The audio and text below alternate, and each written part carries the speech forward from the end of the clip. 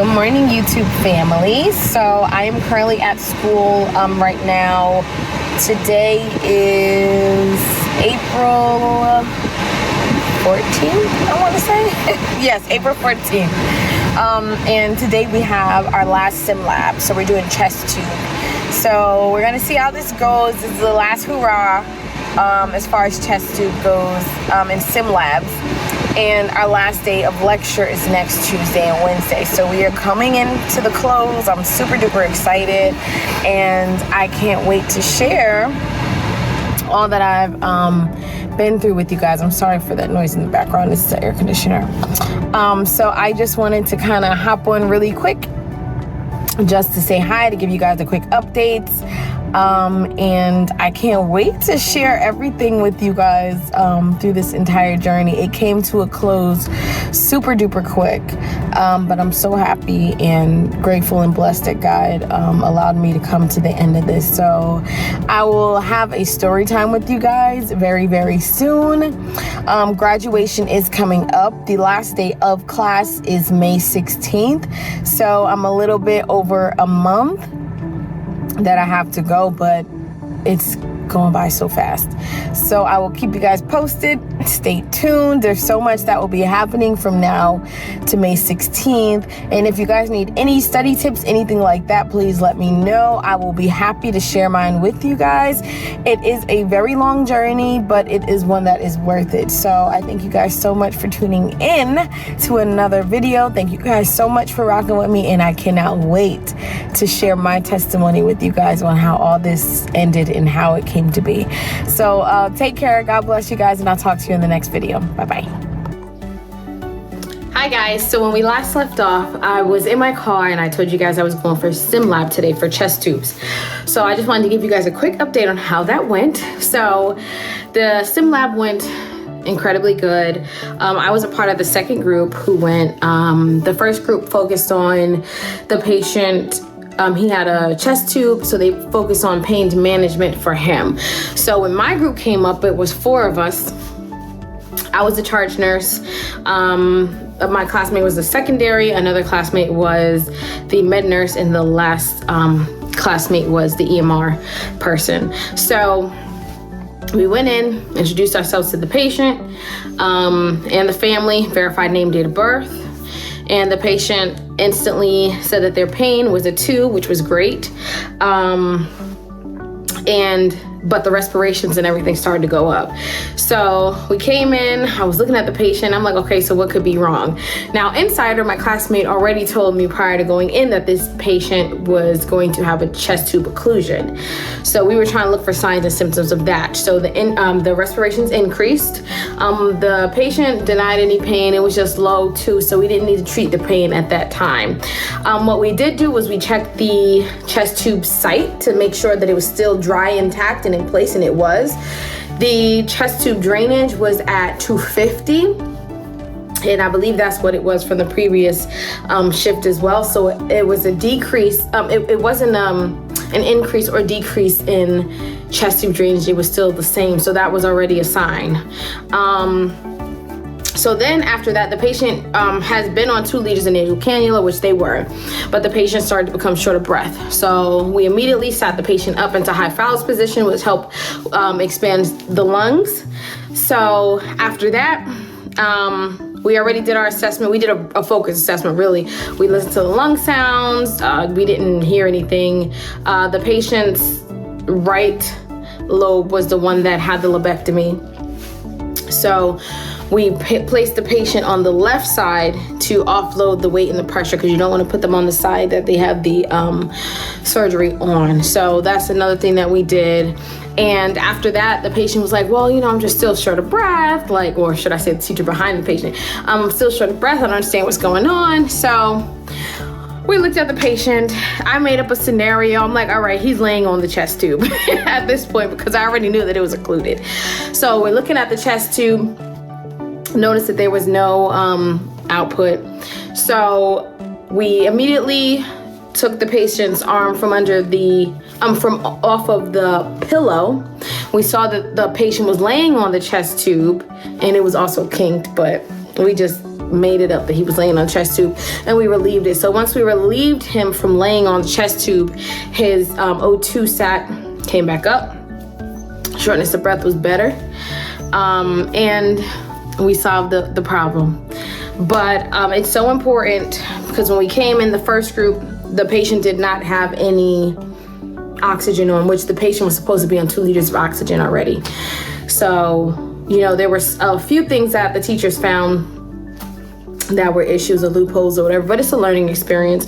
Anytime you go into clinicals or anything like that, the first thing you want to do is assess your patient. Before you even take report, do your rounds on the floor, wherever you are, do your rounds, make sure that all your patients are breathing, make sure they're comfortable, as comfortable as they can be.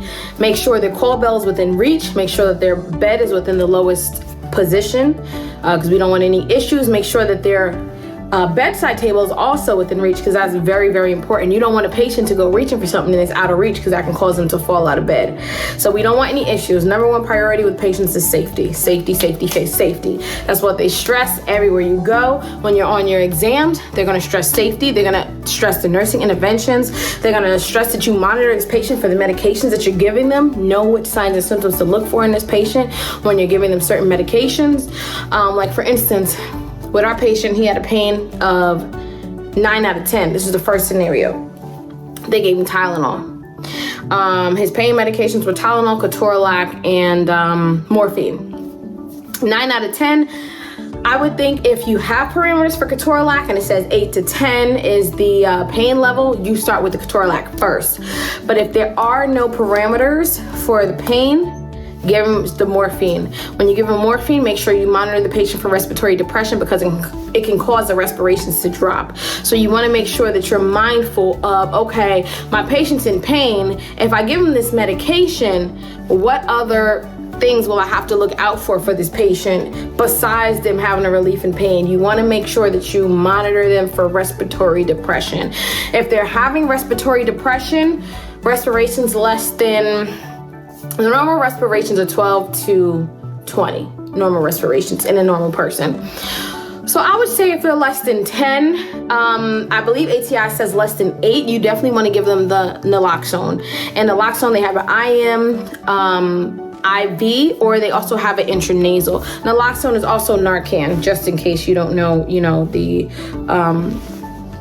generic name, the brand name is Narcan.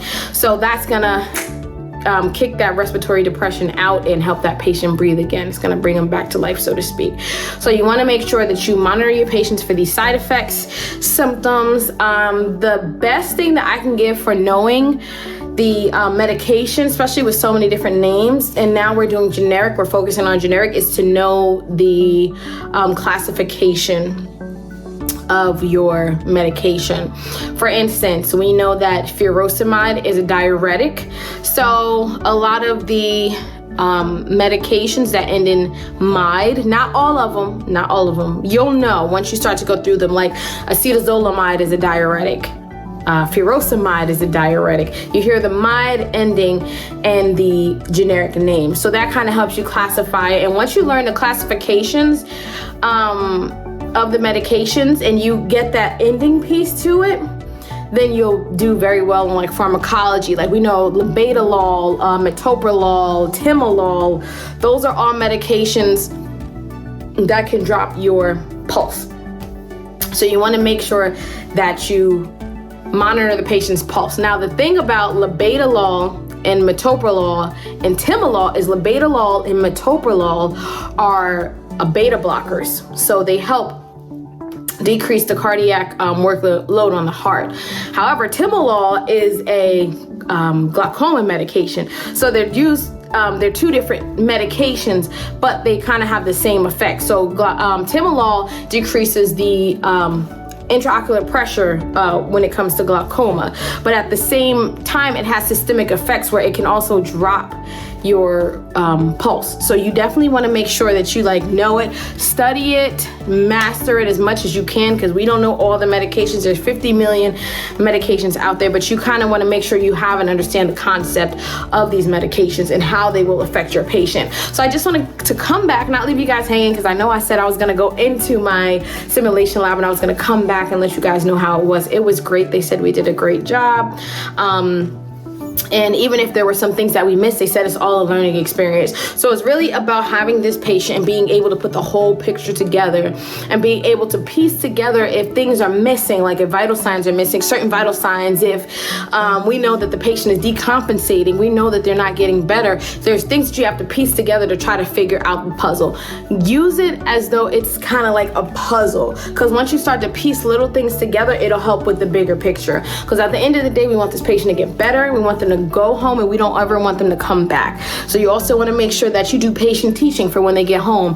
If the family's involved, you want to make sure that you do family teaching, because a lot of the times it's them that are taking care of these patients, and a lot of times they don't know half of what we know. So it's our job to educate them so that we make sure that the patient does not come back, and that when they do leave, they're getting better as they continue to go on. Because once they get to a certain level, let's say a diabetic patient who was discharged maybe 2 weeks ago, the patient comes back in, the insurance may not pay for that patient coming back because they were just here. So they may not pay the hospital for the care that they were given. So the hospital ends up eating that because everything should have been done. There's no reason why this patient should be coming back.